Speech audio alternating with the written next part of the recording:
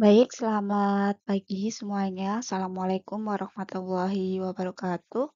Di pertemuan ke-14 ini bertemu dengan saya, Ibu Fitri ya. Jadi nanti kita akan bertemu di pertemuan 14 dan juga 15 sebelum UAS pertemuan ke-16. Jadi untuk pertemuan ke-14 ini kita akan diskusi dan juga kita akan bicara tentang uji stabilitas obat tradisional setelah teman-teman mahasiswa kemarin sudah belajar terkait bahan baku, kemudian produk, analisis produk obat tradisional ya.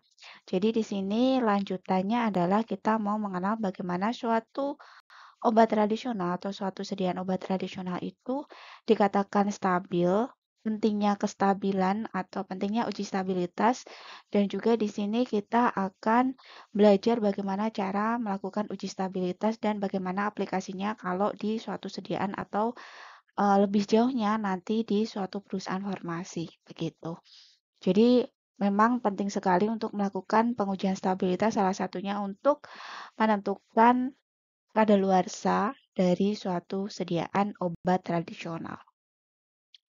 Baik, jadi di sini uji stabilitas merupakan salah satu jaminan mutu obat tradisional. Kenapa dikatakan dia menjamin mutu obat tradisional? Karena suatu sediaan obat dikatakan stabil apabila dalam kurun waktu tertentu yang sudah ditentukan, suatu sediaan itu masih memiliki stabilitas atau ujinya itu atau kualitasnya itu sama seperti saat suatu produk itu selesai diproduksi pertama kali. Nah, itu dinamakan obat itu stabil dan obat itu stabil tidak mungkin selamanya. Jadi ada waktunya tertentu yang nanti kita sebut sebagai waktu kadaluarsa, gitu ya. Jadi memang dikatakan dia adalah jaminan mutu obat tradisional. Salah satu manfaat dari pengujian stabilitas. Jadi untuk menjaga apa yang Ibu katakan tadi, yaitu di situ untuk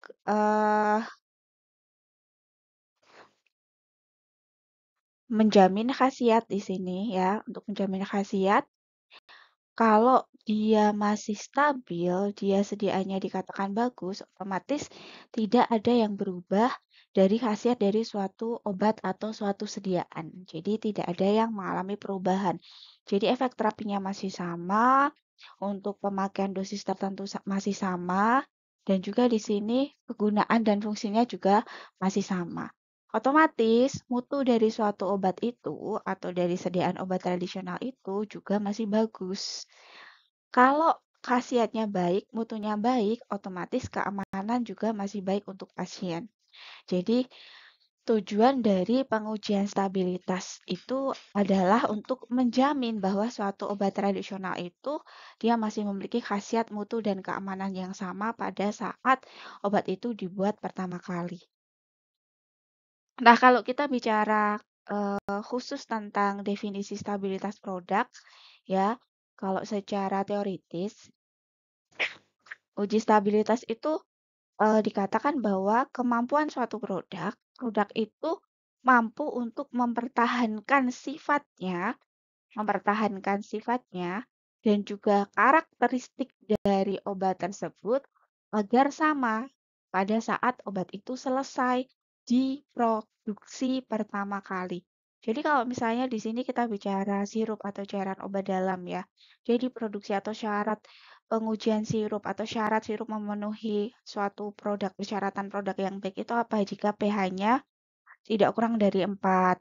Kemudian jika viskositasnya sekian, kemudian jika homogenitasnya bagus, kemudian jika keseragaman volumenya bagus. Nah, itu pengujian pada saat selesai diproduksi ya, yang memenuhi quality control. Tetapi saat kurun waktu tertentu, obat itu diuji dengan cara yang sama, dia menghasilkan hasil yang tidak berubah. Nah, di situ dikatakan suatu produk itu mampu mempertahankan sifat dan juga karakteristik dari produk tersebut agar sama identitas, identitasnya, kekuatannya, dosisnya, kemudian kualitasnya, kemurniannya itu masih sama. Jadi dalam kurun waktu tertentu itu kadar dari suatu obat itu juga tidak berubah, tidak berkurang, dan lain sebagainya gitu ya. Jadi di sini pengujian stabilitas itu penting sekali dalam rangka untuk memastikan bahwa suatu sediaan itu masih aman digunakan karena masih memiliki sifat kualitas yang sama seperti saat obat itu selesai diproduksi gitu ya. Kemudian dalam batasan yang ditetapkan sepanjang periode penyimpanan dan juga penggunaan. Nah, ini tidak mungkin Ibu tadi katakan bahwa obat itu akan bagus selamanya atau stabil selamanya. Jadi dia memiliki kurun waktu tertentu. Nah, untuk menentukan masa kadaluarsa atau masa obat itu masih bagus, masih sesuai dengan sifat dan juga karakteristiknya, itu kita sebut sebagai masa kadaluarsa atau waktu kadaluarsa ya. Jadi ada periode penyimpanannya dan penggunaannya. Kalau kadaluarsa suatu obat 3 tahun ya tidak aman kalau digunakan lebih dari 3 tahun. Artinya apa? Keamanannya berkurang dalam artian dosisnya mungkin dosis terapinya sudah berubah seperti itu karena terjadi penurunan kadar dari suatu zat aktifnya. Kemudian pengujian kita lihat dari pH-nya atau dari sifat fisik yang lain juga dia berubah. Nah, ini sudah tidak aman lagi digunakan. Kemudian di sini studi stabilitas itu adalah uji, ada berbagai serangkaian uji ya, yang memang dia didesain untuk mendapatkan jaminan stabilitas suatu produk. Ya, ini definisi atau teoritis dari studi stabilitas. Di mana pemeliharaan spesifikasi suatu produk yang dikemas dalam bahan pengemas yang telah ditentukan dan disimpan dalam kondisi penyimpanan yang telah ditetapkan pada rentang waktu tertentu. Nah, ini kegunaan kita studi stabilitas. Fungsinya untuk apa? Untuk menjamin bahwa stabilitas suatu produk itu sesuai dengan spesifikasi, kemudian sesuai juga dengan pengemasan, kemudian bahan pengemas yang digunakan juga nanti kita akan bicara terkait kondisi penyimpanan karena memang obat itu setelah diproduksi akan disimpan di suhu-suhu tertentu gitu ya, di mana kondisi penyimpanan ini akan berpengaruh terhadap ketahanan atau kualitas dari suatu sediaan termasuk faktor pengiriman dan juga distribusi ya. Kemudian apa sih pentingnya? Pentingnya dilakukan uji stabilitas adalah menentukan waktu simpan. Berapa lama obat itu bisa disimpan dalam tanda garis bawahi di sini dia khasiatnya sama, mutunya sama dan masih aman gitu kan. Asal apa? Asal dia masih dalam wadah tertutup dan tersegel. Jadi kalau dia penyimpanannya lama tetapi dia sudah kemasukan udara dalam artian sirup katakanlah, dia sudah pernah dibuka sebelumnya dan Anda menuntut obat itu ED-nya masih sama seperti belum dibuka itu tidak bisa gitu kan ya. Pada kondisi penyimpanan yang direkomendasikan, di mana penyimpanannya? Oh, di suhu ruang. Kalau Anda simpan di suhu lebih dari 30 derajat Celcius dan itu tidak disarankan ya, beda lagi gitu kan ya. Kemudian produk jadi masih mempertahankan spesifikasi fisik, makrobiologi dan juga kimianya. Nah, ini. Oke. Nah, kita ke karakteristik obat tradisional. Obat dikatakan obat tradisional itu karakteristiknya seperti apa gitu kan. Nah, obat tradisional di sini tentu saja memiliki perbedaan dengan obat kimia ya. Tentu saja berbeda dengan obat kimia. Di mana kalau teman-teman melihat produk obat tradisional itu rata-rata kandungan dari obat tradisional itu lebih dari satu dalam suatu sediaan. Contohnya sirup yang ada di pasaran atau tablet atau kapsul yang di situ klaimnya adalah obat tradisional baik dia jamu, OHT ataupun fitofarmaka. Kemungkinan rata-rata khasiat atau zat aktif dari obat tradisional yang digunakan di situ lebih dari satu. Jadi di sini ada istilahnya multikomponen karena senyawanya lebih dari satu. Satu tanaman saja loh senyawanya lebih dari satu, apalagi dua tanaman ya. Nah ini senyawanya pasti banyak. Jadi senyawa-senyawa tersebut bisa berefek sinergis ataupun antagonis. Dapat saling mendukung ataupun dia menghambat ya. Kemudian banyaknya kandungan senyawa dalam tanaman dipengaruhi kondisi tempat tumbuh tanaman. Itu sebabnya kenapa kalau kita melakukan penelitian itu diuji utamakan atau kalau bisa itu tanaman yang kita gunakan adalah dari tempat tumbuh yang sama. Karena di sana ada faktor tanah, ya, kemudian faktor iklim, hujan, suhu, zat hara, ketinggian tempat, gitu kan ya, akan memiliki atau mempengaruhi kandungan senyawa yang ada di dalam tanaman tersebut. Termasuk cara atau perlakuannya, cara panen dan lain sebagainya itu akan mempengaruhi.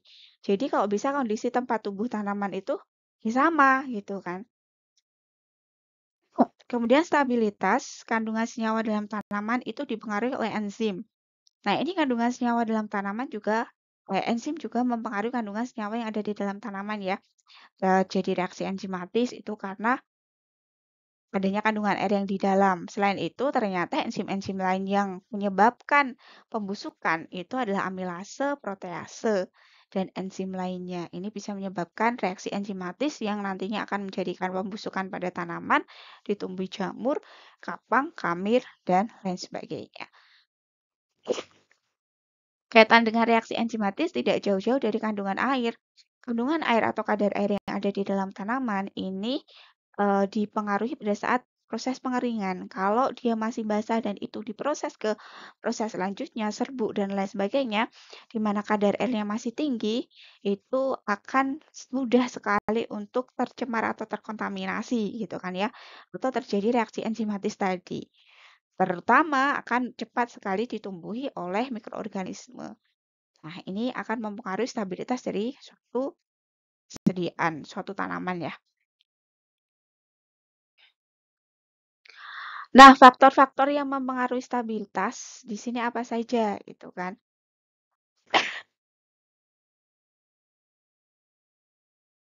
Oke, jadi ada beberapa unsur yang mempengaruhi stabilitasnya yaitu manusianya sendiri, ya. Manusianya sendiri, materialnya yang digunakan, pengukurannya yang digunakan, mesin atau alat yang digunakan, kemudian proses dan metodenya. Nah, termasuk di sini milaunya di sini ya. Dan di sini manusia siapa? Orang yang tidak menjaga higienitasnya atau saat dia melakukan pemanenan, saat dia melakukan proses pembuatan produk, dia tidak menjaga hygiene dirinya. Dia tidak menggunakan handscoon, dia tidak menjaga kebersihannya gitu kan ya. Termasuk sanitasi yang buruk, ruangannya buruk, alat yang digunakan kotor, semua terkontaminasi dan lain sebagainya itu juga akan mempengaruhi produk yang dihasilkan. Produk yang tidak bagus itu akan mempengaruhi stabilitas yang tidak bagus juga. Kemudian di sini kalau kita bicara terkait material ya, pengemasan, pengemasan baik sekunder atau tersier, primer, sekunder, tersier ini ya. Ini pengemasnya harus memenuhi persyaratan pengemasan sesuai dengan spesifikasi produk dari perusahaan tersebut gitu ya. Apakah dia dari plastik, food grade, HDPE, PET dan banyak sekali wadah-wadah yang bisa digunakan untuk pengemas dari suatu produk sediaan. Kemudian bahan baku yang digunakan tidak bibit unggul, bukan bibit unggul juga akan mempengaruhi dari bahan baku yang digunakan kalau kita menggunakan bibit unggul. Kemudian kandungan enzim pembusuk. Nah, ini kalau kadar airnya banyak, kandungan enzimnya akan banyak sehingga reaksi enzimatis itu akan banyak. Pupuk yang kurang baik itu juga mempengaruhi. Kemudian di sini tempat penyimpanan tidak terkondisi. Nah, ini tempat penyimpanan yang buruk juga akan mempengaruhi ya. Jadi suhu dari ruang penyimpanan, pengaturan bahan baku di gudang, kemudian ya, kelembapan di gudang itu juga akan mempengaruhi tidak tertutup rapat dan lain sebagainya. Kemudian saat metode pemanenan di sini pemetikan melukai permukaan kulit atau tanaman. Nah, ini juga berpengaruh ya. Jadi cara panen, umur panen, kapan waktu panen itu mempengaruhi. Penyimpanan tidak tepat, sama ya, penyimpanan yang tidak tepat. Kemudian di sini hama, hama dari tanaman tersebut kalau ada hamanya, dengan tanaman yang tidak ada hamanya tentu berbeda. Kemudian ini sama terkait waktu pemanenan dari suatu tanaman, pencucian terlalu dini, tergantung juga kandungan tanamannya, bagaimana cara pemanenan dan pencuciannya. Kalau dia ada minyak sirih, kalau misalnya dia mengandung tanin, saponin, apakah boleh direndam atau dengan air mengalir, itu akan mempengaruhi. Dan di sini kalau kita tidak bisa maintain semuanya ini akan menyebabkan pertumbuhan mikroorganisme. Nah, ini menyebabkan stabilitas tanaman yang rendah. Ini baru tanamannya. Oke, jadi di sini bagaimana cara mempertahankan stabilitas? Jadi kebalikan, tadi di slide sebelumnya, bagaimana sih suatu stabilitas itu? Tanaman itu rendah jika kita tidak melakukan maintenance yang baik atau melakukan perlakuan-perlakuan yang baik gitu kan ya. Nah, di sini kita akan bicara terkait lah, bagaimana sih caranya mempertahankan stabilitas agar stabilitas itu tidak buruk ya, tidak rendah kan. Nah, di sini kebalikannya ya, tadi user tidak menjaga hygiene, kalau kita ingin mempertahankan stabilitas ya, jagalah kebersihannya, hygiene dirinya. Oh, cuci tangan dulu sebelum melakukan proses produksi, sebelum melakukan pemanenan. Jika perlu menggunakan handscoon, masker, dan lain sebagainya. Penerapan sanitasi gitu kan ya, alat yang ingin digunakan ya dibersihkan dulu, dicuci dulu, disterilkan jika perlu gitu kan. Kemudian pengemasan yang baik, hampa udara tidak boleh masuk karena menyebabkan kontaminasi. Pemilihan bibit unggul, penggunaan pupuk terbaik, ini kembalikannya dari slide sebelumnya. Terus di sini penyimpanan di kulkas, oke. Kemudian proses panen tidak melukai permukaan kulit, nah ini penting. Terus metode penyimpanan menghindari kerusakan. Jarak antar buah sayur, hindari penumpukan. Jadi intinya kalau di gudang itu ditata, dirak-rak, dan tidak boleh langsung tersentuh lantai, gitu ya. Jadi saat distribusi juga mempengaruhi. Kemudian pestisidanya kalau bisa yang alami, proses panen di usia yang benar. Kemudian hindari mencuci jika tidak langsung dimakan. Nah, ini mempertahankan kesehatan tanaman dari kuman sehingga tidak ditumbuhi tadi apa? Mikroorganisme. Jadi ini adalah cara mempertahankan stabilitas dari suatu tanaman. Jadi baru yang dari dasarnya ya, dari tanamannya. Bagaimana tanaman saja perlu dijaga stabilitasnya untuk mendapatkan produk yang baik. Nah, di sini akan ada literatur yang menyinggung atau terkait stabilitas produk obat bahan alam yang bisa dijadikan acuan oleh teman-teman ya. Jadi di sini peraturan dari Kepala BPOM, tata kriteria dan tata laksana pendaftaran obat tradisional, obat herbal terstandar dan fitofarmaka. Jadi di sini nanti teman-teman juga akan mengetahui perbedaan antara ketiga sediaan ini dan perbedaan bagaimana cara pendaftarannya untuk obat tradisional golongan-golongan tersebut. Terus kalau dia obat tradisional diproduksi di industri obat tradisional, ada 12 aspek ya. Kalau CPOTB itu ada di sekarang CPOTB yang berlaku ada di CPOTB 2021, CPOTB 2011 sudah tidak berlaku lagi. Silakan dilihat untuk CPOTB 2021 ada 12 aspek di sana. Kemudian di sini aplikasi dari CPOTB, jadi detail lagi ini kalau untuk POPP, CPOTB kita masih bisa menggunakan 2011 ya masih berlaku, tapi kalau untuk CPOTB-nya sendiri kita sudah menggunakan 2021. Kemudian di sini ada PPOP, petunjuk penerapan cara pembuatan obat tradisional. Kalau di bidang obat tradisional ada 3 jilid sebenarnya. Tetapi kalau kita bicara terkait produksinya aja di jilid 2. Kemudian di sini ada ASEAN Agreement on Traditional Medicine, di sini 2014 Aneks 5. Jadi ini masih kita gunakan ASEAN Guideline on Stabilitas di ASEAN karena Indonesia belum ada guideline terkait stabilitas, jadi kita masih ikut ASEAN ya. Nanti suhunya yang suhu Indonesia gitu. Kemudian di sini terkait persyaratan keamanan mutu obat tradisional. Di sini sudah ada lengkap ya terkait persyaratan mutu obat tradisional tahun 2019.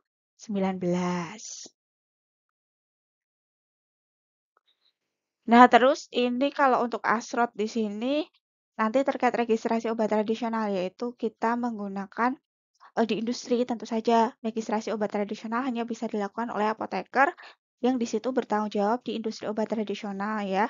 Jadi untuk mendapatkan nomor registrasi atau dikatakan obat tradisional itu memiliki izin edar. Nah, ini lewat slot di sini kalau teman-teman pengen lebih tahu silahkan diklik ya. Anda bisa masuk ke sana. Kemudian ini ketentuan untuk melakukan uji stabilitas. Bagaimana ketentuan untuk uji stabilitas? Jadi kita tadi pakai Annex 5, Guideline on Stability Study. Di sini Annex 5 masih ASEAN ya. Ada beberapa cara di sana. Jadi di sini kita ambil dari guideline ASEAN ya. Jadi Annex 5 tadi. Uji stabilitas itu ada uji stabilitas real time, jadi jangka panjang. Jadi suhunya kita bedakan kalau yang dipercepat ada perbedaan suhu di sini. Kalau untuk jangka panjang suhunya lebih rendah, pH-nya sama kelembapannya, tapi kalau dipercepat karena dia dipercepat suhunya lebih tinggi. Tapi dia diuji pada bulan ke sampai 6 bulan. Kalau diperlama jangka panjang dia sampai 24 bulan atau 2 tahun untuk menentukan waktu kadaluarsa itu kan ya. Kemudian uji stabilitas dilakukan paling sedikit pada skala pilot sebanyak 2 batch ya. Jadi satu batch itu dikatakan batch itu adalah bahan yang digunakan untuk produksi itu habis sekali produksi gitu ya. Jadi semua bahan yang dicampur itu habis eh, dalam sekali produksi sampai dia menjadi produk jadi ataupun produk ruahan. Terus ada surat komitmen stabilitas jika diperlukan. Ini kalau Badan POM ke tempat kita sudah melakukan pengujian stabilitas dengan climatic chamber ataupun pengujian stabilitas jangka panjang itu ada surat komitmen stabilitasnya. Nah, di sini yang ada di dalam Annex 5, jadi di sini apa saja sih yang mempengaruhi dari uji stabilitas atau yang kita lihat dari pengujian stabilitas itu adalah seleksi dari batch-nya, kemudian parameter uji parameternya atau spesifikasi dari produk yang dibuat atau sediaan yang dibuat, kemudian pengujian berkala di sini penting ya, kondisi penyimpanan juga, kemudian di sini apa namanya sistem dari kontainernya yang digunakan untuk menyimpan, evaluasi dan juga pengemasan, labeling ya. Evaluasi dan juga labeling itu terkait dengan packaging, tapi di sini labeling. Jadi informasi yang ada di label itu harus sesuai. Nah, di sini ada beberapa parameter pengujian ya yang ada di guideline. Jadi tergantung dari bentuk sediaan yang digunakan. Jadi di sini kalau dia serbuk oral itu apa saja? Oh, karakteristik yang dibuat adalah organoleptis, logam, kemudian kandungan air, kandungan mikroba ya. Kita bedakan lagi kalau dia adalah tablet salut gitu kan ya dan di sini yang menjadi parameter uji tentu akan lebih banyak. Beda lagi kalau dia suspensi gitu kan. Dari di sini ada viskositas, kemudian ada pH, emulsi juga hampir sama ya, tapi di suspensi ada ukuran partikel dan resuspendibility gitu kan. Jadi tergantung dari sediaan yang dibuat. Jadi tidak bisa dipukul rata untuk parameter pengujiannya. Nah, ini juga ada di Annex 5 ya. Jadi untuk contoh rekomendasi presentasi dari pengujian stabilitas itu apa saja. Jadi yang harus diisikan di sini adalah produk name atau nama produknya, kemudian berapa sediaannya, kemudian kekuatan dari sediaannya, pengemasannya bagaimana, kemudian di sini kondisi dari penyimpanan, nomor batch-nya, kapan dia diproduksi, laporan produksinya, nah periode dari apa namanya studi stabilitasnya. Nah, jadi di sini gambaran kalau kita melakukan istilahnya adalah dokumentasi saat melakukan pengujian stabilitas gitu ya. Jadi recording kalau kita bekerja di industri itu ada recordnya. saat kita melakukan produksi itu semua harus terdokumentasi dan ada record-nya. Itu wajib ya. Nah, ini contoh penerapan stabilitas di industri obat tradisional, nanti silakan dilihat di sini ya. Silakan dilihat di sini untuk contoh penerapan stabilitas di industri obat tradisional ya.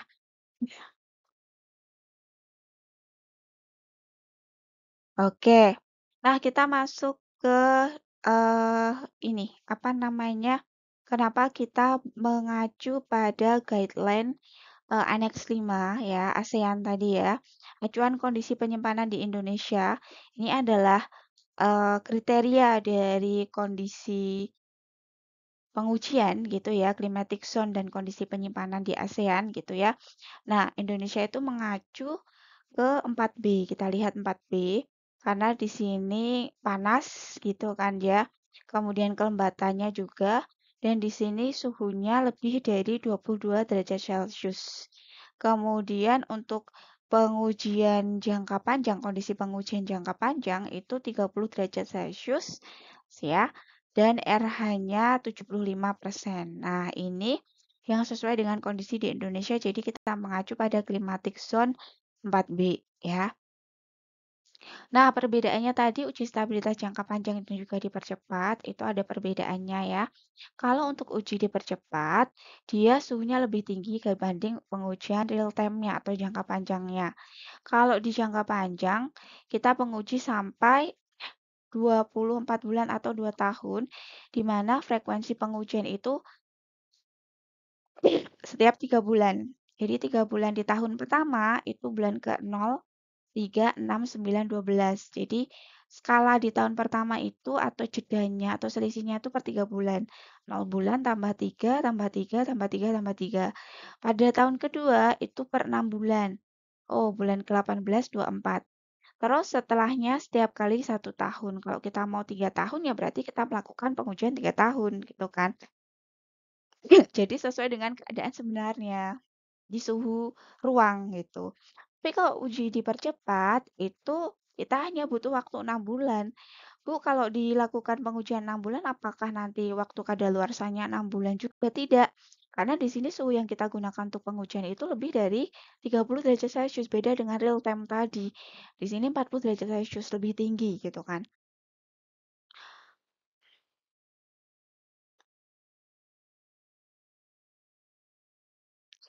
Nah, kalau ini adalah contoh climatic chamber stabilitas. Ada dua teman-teman. Jadi untuk pengujian jangka panjang di sini atau di sini ada real time, kita menggunakan ruangan yang sudah diatur suhunya atau disetting suhunya 30 derajat Celcius dengan kelembapan 75% dengan waktu pengujiannya 1 tahun pertama adalah skalanya atau jedanya 3 bulan.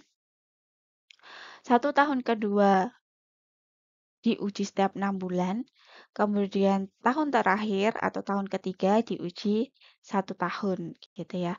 Ujinya apa Bu? Tadi parameter ujinya tergantung dari jenis sediaan yang dibuat atau diproduksi.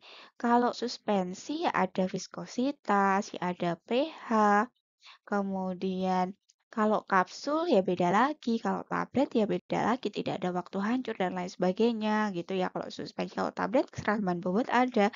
Jadi disesuaikan dengan kebutuhan pengujian masing-masing sediaan yang diproduksi atau dibuat.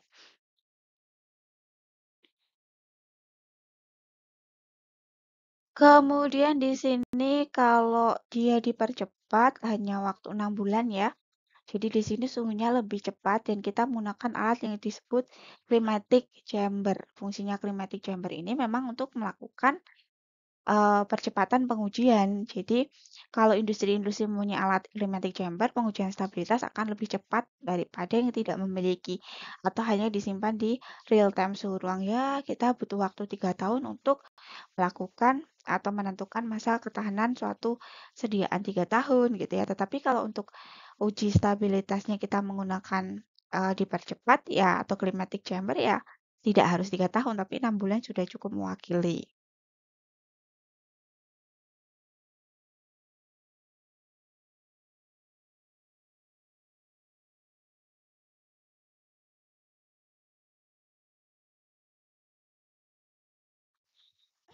Oke, kita lanjutkan. Nanti kalau ada pertanyaan terkait materi, silahkan ini ya di kolom komentar ya, untuk bertanya di kolom komentar setelah sesi keterangan atau penjelasan. Nanti kita lanjutkan sesi diskusi untuk materi stabilitas ini. Baik, kita lanjutkan untuk spesifikasi atau parameter pengujian stabilitas. Tadi sudah disinggung di slide sebelumnya, gitu kan ya, di ASEAN Guideline Annex 5 juga sudah ada. Jadi tergantung dari bentuk sediaannya. Kalau bentuk sediaan kapsul, misalnya di situ karakteristik organoleptik, hampir semua bentuk sediaan akan diuji organoleptiknya. Bau, rasa, warna gitu toh. Kadarnya juga kapsul, tablet, sirup akan diuji kadarnya. Kadar kandungan senyawa atau kandungan zat aktif ada di situ apa gitu kan. Kemudian untuk disolusi disintegrasi, sirup tentu saja tidak ya, karena dia sudah dalam bentuk larutan otomatis, dia akan masuk ke dalam tubuh itu sudah dapat terabsorpsi dengan baik kalau kita bandingkan dengan kapsul ataupun tablet. Kemudian kandungan air, kapsul iya, disolusi disintegrasi, tablet kapsul tidak, kandungan air iya sama. Viskositas pH ini hanya dimiliki oleh sirup ya. Kandungan mikrobiologi sama semuanya diuji. Gitu. Kalau teman-teman mau membuka peraturan mutu dan persyaratan obat tradisional di tahun 2019 nomor 32 itu kan jelas sekali parameter-parameter apa yang harus terpenuhi di dalam suatu obat tradisional.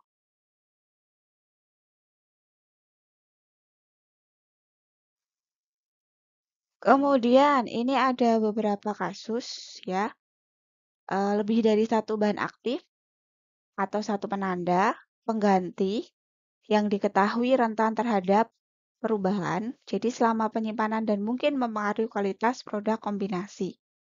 Ada juga produk dengan lebih dari satu bahan aktif, pengujian kadar air tidak dibutuhkan untuk semua bahan aktif. Jadi katakanlah walaupun di situ bahan aktifnya ada banyak, tetapi kapasitas atau kadar yang paling tinggi di dalam bahan aktif di dalam suatu obat tradisional itu apa? Kalau misalnya di sini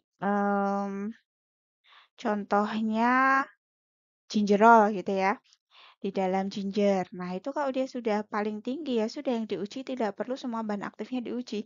Tapi kita hanya perlu memastikan bahwa zat aktif tersebut itu ada dan banyak di dalam suatu tanaman gitu ya. Jadi di sini bisa dijadikan diuji satu bahan aktif saja. Terus berdasarkan Aneks 5 ASEAN Guideline, pengujian stabilitas meliputi parameter fisika, kimia, dan mikrobiologi sehingga dapat dikatakan mirip obat kadar, ada pengujian kadar. Iya, ada pengujian kadarnya.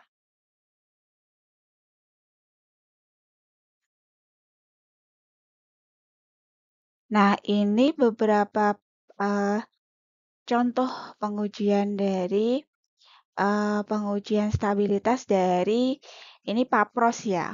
Kita ambilkan di PAPROS. Jadi di sini kita lihat di sini yang dicek adalah ini sediaannya berbeda-beda. Ada jamu, di sini jamu juga ya. Jadi Papros itu dia memiliki CPOB dan juga CPOTB. Jadi selain obat-obat kimia, Papros itu juga bisa memproduksi obat-obat tradisional karena dia memiliki CPOTB. Jadi industri yang menerapkan CPOTB atau industri obat tradisional. Jadi di sini contoh produknya Hemogard, kemudian Hepagard, Antimo Herbal, Ardios, kemudian Kolesgat, kolesterol ya ini. Nah, di sini yang dilakukan pengujian adalah yang di checklist-checklist ini. Karena dia apa namanya? Saya kurang hafal apa bentuk sediaannya ya.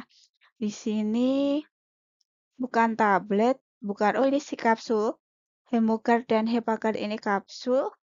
Terus ini adalah sediaan bukan sediaan tablet dan kapsul ya. Karena bukan tablet juga gitu kan ya. Kemudian di sini ini tablet ya. Ini tablet ardiosnya, Colesgate-nya juga eh, bentuk sediaannya sirup, Colesgate sirup. Nah, jadi antara kapsul, kemudian di sini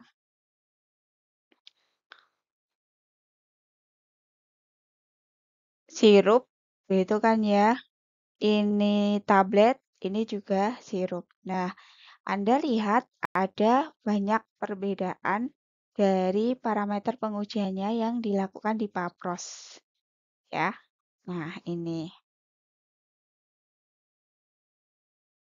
yang real yang ada di perusahaan gitu kan. Terus ini untuk stabilitas obat tradisional ada sediaan yang lain. OHT, di sini OHT, tadi jamu. Terus yang sudah fitofarmaka itu Tensigard dan juga Exgra. Tensigard itu untuk tensi ya, penurun tekanan darah ya. Nah, ini juga pengujiannya berbeda-beda tergantung sediaannya. Karena dia Glucogard itu kapsul. Terus pH-nya tidak diuji kan kapsul, masuk diuji pH-nya gitu kan. Terus di sini Tensigard itu juga berajenis, ini juga kapsul. Iya, kapsul ya karena bukan tablet. Terus Exgra itu juga kapsul. Nah, ini untuk akselerasi tidak dipersyaratkan namun harus dilakukan pengujian stabilitas 3 tahun. ED-nya 4 tahun, ininya 3 tahun, itu dari mana dapatnya? Dari hasil pengujian stabilitas. Nah, ini Colesgate. Colesgate tadi masuknya ke Papros, dia punya fitofarmaka ya. Dia punya sediaan fitofarmaka. Jadi di sini kapsul ya. Di dalamnya ada kapsul lunak berarti ada cairan kental warna kuning. Ini pemberiannya. pH-nya ya 4,5 sampai 6,5. Berat jenisnya ada, kandungan mikrobanya KKLT, bakteri patogen, kandungan zat aktifnya flavonoid total di sini. Nah, paling banyak flavonoid total karena dia diuji kualitatif, kualitatif dan kuantitatif dengan mikro pada panjang gelombang 430 nanometer gitu ya. Itu menunjukkan puncak absorbansinya di sana. Dan paling banyak dari flavonoid total itu kandungan yang ada di Colesgate itu adalah kurkuminoid positif. Coba kita lihat. Nah, hasil pemeriksaan kandungan flavonoid total, metode yang menggunakan spektrofotometri ya, bakunya quercetin karena flavonoid, kemudian panjang gelombangnya 430, rentangnya sampai 445, kalau panjang gelombang teoritis tadi dia 430 nanometer. Yang merah itu adalah standar quercetin ya, standar quercetin. Sampel Colesgate-nya yang hijau. Jadi antara ini, sampel standar ini, itu puncaknya absorbansinya di 430-an di sini ya. Ini sama, menunjukkan apa? Menunjukkan bahwa quercetinnya, bahwa di dalam Colesgate itu mengandung quercetin. Jadi di sini puncaknya itu absorbansi yang sama dengan standar. Standarnya kan merah toh. Terus puncak dari si Colesgate itu sama dengan standarnya. Jadi di sini dapat disimpulkan bahwa dia mengandung flavonoid gitu kan ya. Nah, kalau kita ke kandungan kurkuminoid, perbandingnya kurkuminoid sampelnya yang kita gunakan tadi Colesgate. Jadi kita lihat di sini KLT densito, KLT kromatografi lapis tipis, tapi kita menggunakan KLT densitometri ya. Jadi di sini pembandingnya kita lihat RF dari KLT-nya. Kalau kita lihat dari kurkuminoidnya yang menunjukkan puncak dia ada di 0,94. 0,96 ding, 0,96 ya. Dari pembanding. Kemudian sampelnya 0,94 dari puncaknya ini. Jadi di sini dapat dipastikan karena nilai RF-nya retensinya tidak begitu jauh ya, dia dikatakan memenuhi syarat. Kromatogram sampel menunjukkan RF yang hampir sama dengan pembanding. Jadi mengandung kurkuminoid. Jadi kalau kita mau melihat flavonoidnya, kita bandingkan dengan quercetin, dilihat dengan spektrofotometri. Kemudian kalau kita mau melihat kurkuminoidnya atau kadar kurkuminoidnya, kita bisa menggunakan densitometri ya, KLT, tapi KLT densito di sini bukan KLT kualitatif biasa. Nah ini lempeng KLT, TA sitin layer kromatografi atau KLT biasa ya. Jadi ini sampel dan pembanding. Kita lihat tidak perlu kita ukur RF-nya gitu ya, tapi kita hanya untuk memastikan nanti kalau mau mengukur RF-nya sama enggak gitu kan ya. Nah, di sini kita bisa lihat tinggi dari elusi dari senyawanya di bercak-bercaknya ini. Kalau elusinya dia memiliki tinggi sebanding, dalam artian apa? Berarti apa? Dia memiliki RF yang sama. Berarti antara sampel dan juga pembanding itu sama. Berarti apa? Sampelnya mengandung senyawa yang sama dengan pembanding. Oke, kemudian kita sekarang ke tensi GARD ya untuk menurunkan tekanan darah. Jadi di sini masih Papros punya ya. Tadi dia juga fitofarmaka. Kita lihat logonya, ini fitofarmaka. Kemudian waktu hancurnya 10 menit, kadar airnya 10%, tidak boleh lebih dari 10%. KKLT bakteri patogen di sini sudah ada persyaratannya. Nah, kalau di dalamnya itu ada ekstrak api herba itu apa? Slidril. Kalau ortosiponis folium, kumis kucing. Nah, di sini mengatakan secara teoritis kadar ekstrak api herba itu sekitar 80 sampai 120%. Kalau ortosifon folium sama ya 80 sampai 120%. Kita lihat.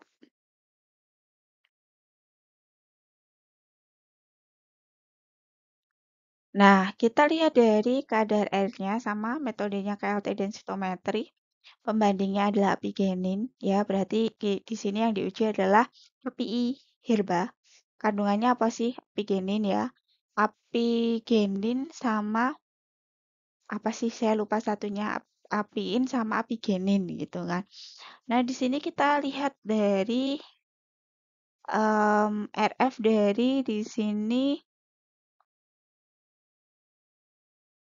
1 sampai 10. 1 sampai 10. 1 sampai 10.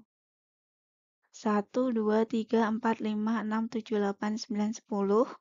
Kemudian di sini adalah ini tensi guardnya ya. Tensi guardnya 12 ya. Berarti ini ya 12, 13, 14, 15, 16. Ini adalah tensi guardnya. Ini adalah pembanding apigeninnya ya. Jadi track 1 sampai 11 itu adalah apigeninnya. 1 sampai 11. Kemudian sampelnya 12 sampai 16. Nah, di sini kalau dilihat secara 3 dimensi, bagus kalau secara 3 dimensi. Tinggi RF-nya kita lihat tinggi RF-nya tidak jauh berbeda. Nah, ini adalah tinggi RF-nya. Keren ya kalau kita pakai densito gitu kan ya, tidak usah menghitung RF-nya, lihat tingginya aja gitu. Tapi ini secara 3 dimensi. Memenuhi syarat ya, karena memang tingginya sama. Terus ilustrasi lempeng TLC untuk penetapan kadar apiin, gitu kan ya. Jadi tadi 1 sampai 11. Jadi ini lempeng eh, kromatografi lapis tipisnya yang diuji dilihat di densitometri. Ada 16 totalan, kemudian kita lihat untuk melihat kadarnya gitu kan ya, RF-nya. Kalau dari sini juga sudah ketahuan RF-nya ya, tinggal hitung aja. Tapi kalau di sini kita bisa di densitometri kita juga bisa melihat kadarnya.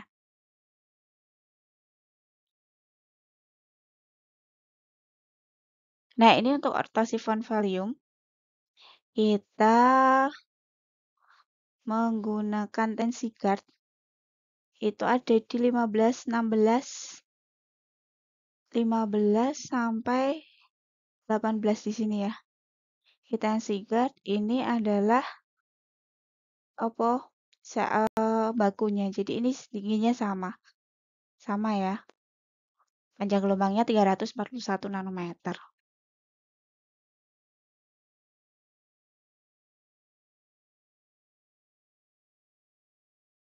Oke, jadi ini adalah fingerprint dari sampel ginkgo flavon glycoside dan substansi lain. Jadi di sini ada kita mau ngapain sih gitu kan? Menguji ada tidaknya perubahan pola kromatogram terhadap hasil pengujian awal.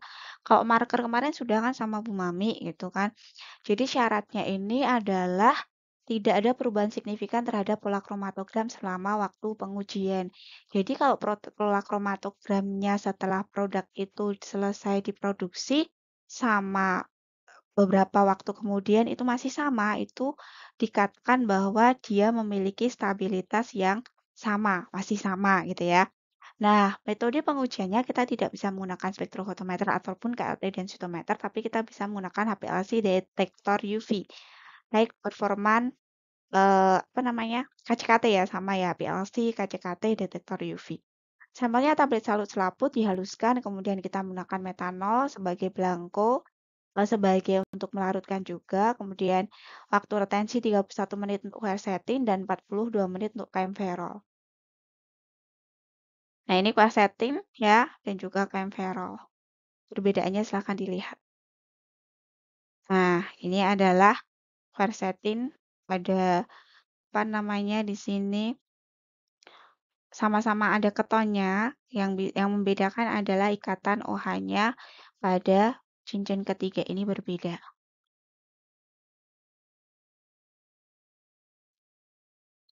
Nah, ini apa saja sih dari ginkgo tadi ada ekstrak kering dari ginkgo biloba, kemudian kandungan dari flavon glikoside-nya, kemudian di sini kandungan dari terpen lakton yang ada di dalam ginkgo itu ada gingkolate ABC gitu kan. Nah, syaratnya akan berbeda-beda kalau dia ekstrak kering dari 80 miligram ekstrak kering dari ginkgo biloba daunnya. Kemudian kalau dia kandungannya 19,2, kemudian isinya 48 miligram dari ginkgolide-nya. Ya, toleransinya sudah ada toleransi masing-masing dari perbedaan kandungannya. Kemudian metode HPLC, waktu retensinya antara bilobite, ginkgolide A, B, C itu berbeda-beda gitu kan ya. Nah, ini hasilnya kita lihat antara uji stabilitas jangka panjang dan juga dipercepat dari fingerprint ekstra ginkgo biloba. Nah, di sini kita lihat dari HPLC di sini ada puncaknya. Kalau di HPLC kita akan melihat apa namanya peak-peaknya gitu kan ya. Dari peaknya, baik dia dengan pengujian stabilitas jangka panjang atau dipercepat itu tidak banyak perubahan. Ya, adalah sedikit tidak adalah sedikit muncul di sini kayak di sini ya muncul peak-peak kecil di sini.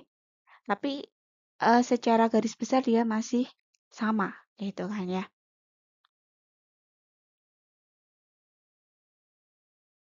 Nah, uji stabilitas kita dengan fingerprint memenuhi syarat tidak ada perubahan signifikan terhadap pola kromatogram selama waktu pengujian. Kita lihat waktu pengujian bulan ke-0 sampai bulan ke-60. Bayangkan, 60 bulan itu berapa tahun gitu kan. Nah, ini dari hasil peak-nya, fingerprint dari HPLC-nya tidak mengalami perbedaan secara signifikan. Jadi di sini dikatakan pada saat bulan ke-0 setelah selesai diproduksi dan dia sampai bulan ke-60, itu dia masih memiliki stabilitas yang sama ya.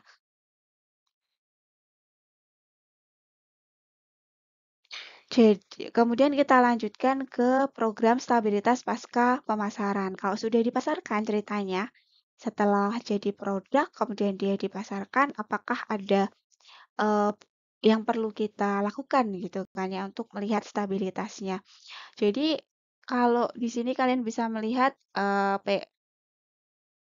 PPOP jilid 2 gitu kan ya. Di sini meliputi uji stabilitas pasca panen, pasca pemasaran produk yang sudah beredar atau sudah diuji surveillance-nya.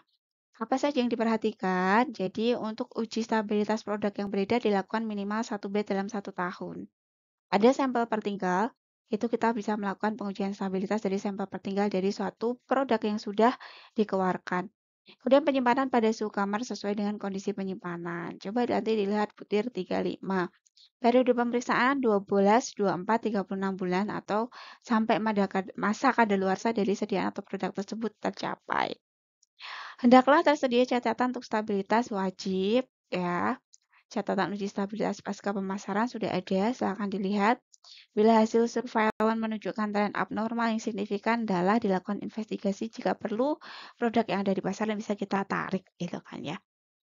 Hasil uji stabilitas yang tidak mendukung tidak bisa kita gunakan. Nah, ini contoh catatan uji stabilitas pasca panen ya. Jadi di sini bulan 0 MS memenuhi persyaratan, angka AKK-nya, kemudian ALT-nya gitu kan masih memenuhi persyaratan. Ya. Oke. Terus di sini masih program stabilitas pemasaran.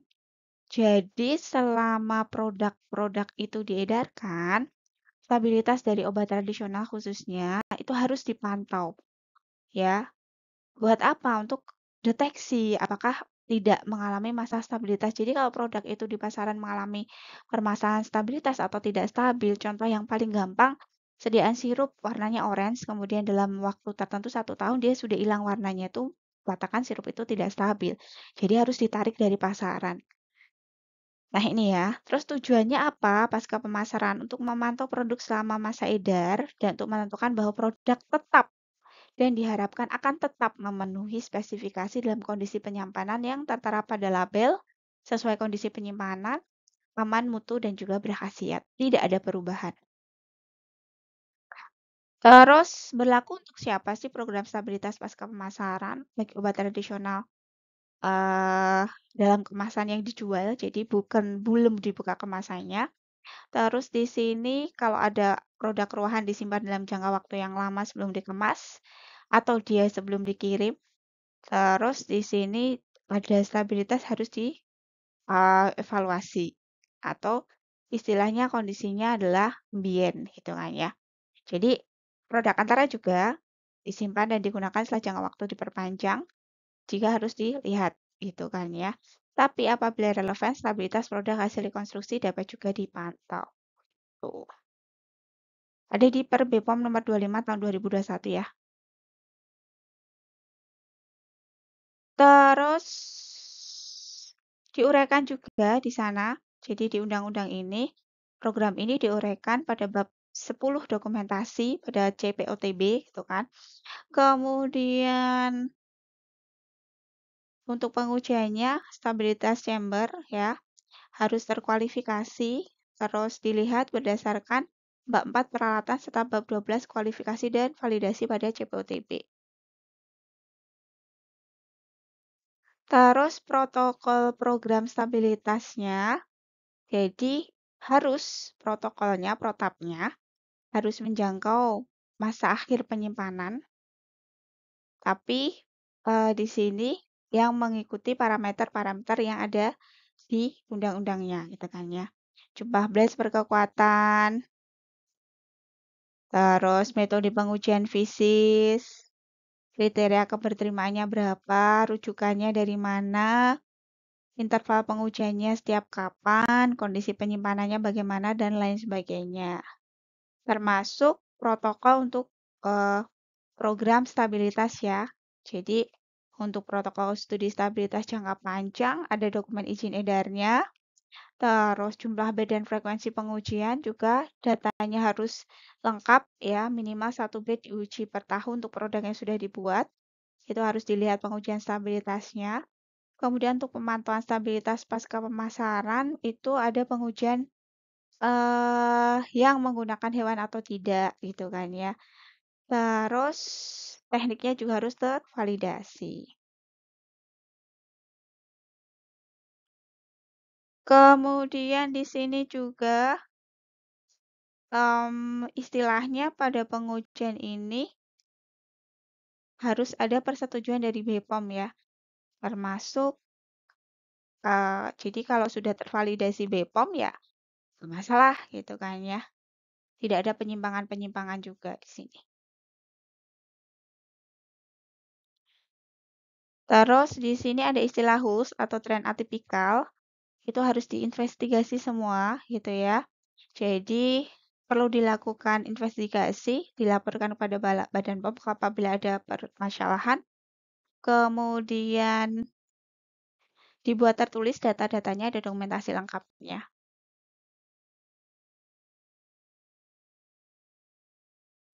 Nah, ini kalau mau melihat PUPC PUTB-nya, protokol stabilitas pasca pemasaran ongoing itu ada di PUPC PUTB ya. Jadi di sini pengujian fisikanya apa saja, marker, pengawet, makrobiologi, ALT, AKK, dan lain sebagainya itu ada. Termasuk di sini protokol pasca pemasaran ongoing, jelas di PUPC PUTB, termasuk ringkasan hasil uji stabilitas pasca pemasaran. Oh, kapsul, nafsu makan, nama produknya, komposisinya apa, berapa gram, nomor dokumennya berapa. Jenis pengujiannya harus tertulis jelas di sini. Tuh. Nah, ini termasuk penanggung jawab ya. Ringkasan, ini protapnya. Tujuan bahan pengujian apa saja. Ini masih protapnya. Lanjutan ya, dari kondisi penyimpanannya seperti apa, prosedur analisisnya harus ditulis dengan lengkap. Termasuk baku pembandingnya, oh pakai baku kurkumi nih. Gitu, hasilnya seperti apa, oh stabilitas fisika, stabilitas kimianya seperti apa. Intinya yang diuji harus tertulis di dokumen. Evaluasi kesimpulan, telah diperiksa siapa, tanggal berapa, dikaji tanggal berapa. Jadi kalau kesimpulan, penyimpanan dalam kondisi pengujian jangka panjang tidak menyebabkan perubahan kadar, ya. Terus tidak diamati adanya perubahan yang bermakna dalam hal stabilitas fisika, kimia, mikrobiologi. Jadi kalau tidak ada perubahan yang berwarna atau istilahnya hampir sama ya, berarti dia masih stabil. Stabilitasnya bagus. Ini juga ada, ini kapsul nafsu makan masih sama. Pengemasan blister, dia memenuhi MS kalau memenuhi syarat, kekerasan, waktu hancur, kadar cemaran mikroba. Ini tadi sesuai dengan parameter apa bentuk sediaannya. Oke, baik. Saya rasa dari materi ini saya cukupkan sekian untuk keterangannya atau untuk penjelasannya. Nanti silakan ditanyakan apabila ada yang kurang dipahami dari video penjelasan ini untuk bisa kita diskusikan. Baik, terima kasih. Kita bertemu di adlink di kolom komentar ya. Saya tutup. Assalamualaikum warahmatullahi wabarakatuh.